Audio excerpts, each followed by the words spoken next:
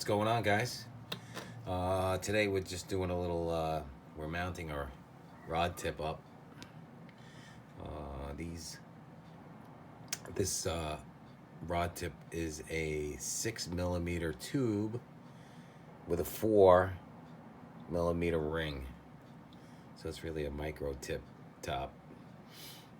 I have my rod in my rod lathe, indexed with the reel seat facing up and the guides facing up.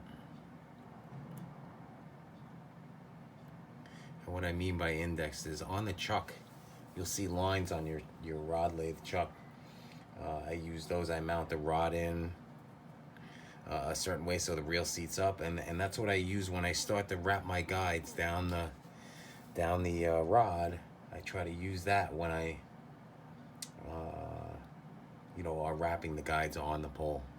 And then of course I put the tip top on last. I like to do it last.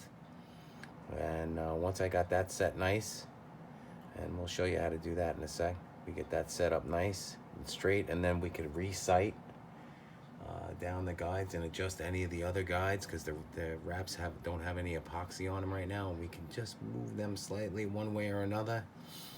And that's about it. So what we use in the mount, or a rod tip, I like to use is a slow setting.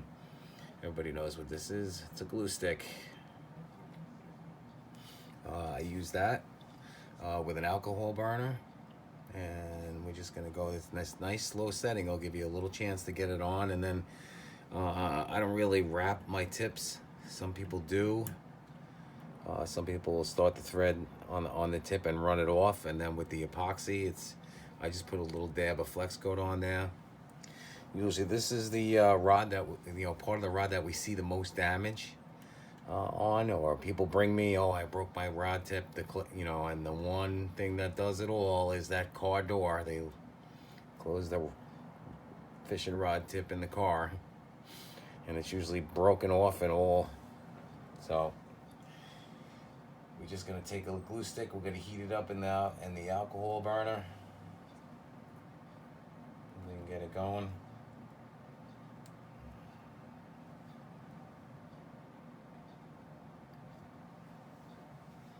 I'm just gonna put a little glue on there, and that's it.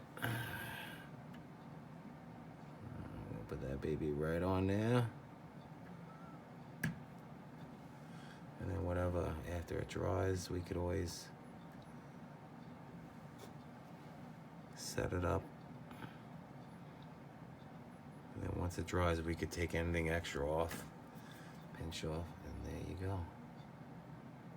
That's how we put our rod tip on.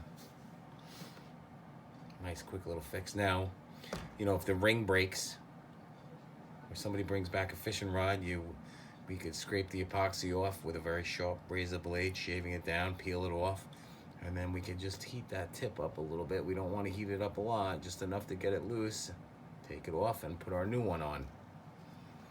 All right, and that's all I got for today. Thanks, folks.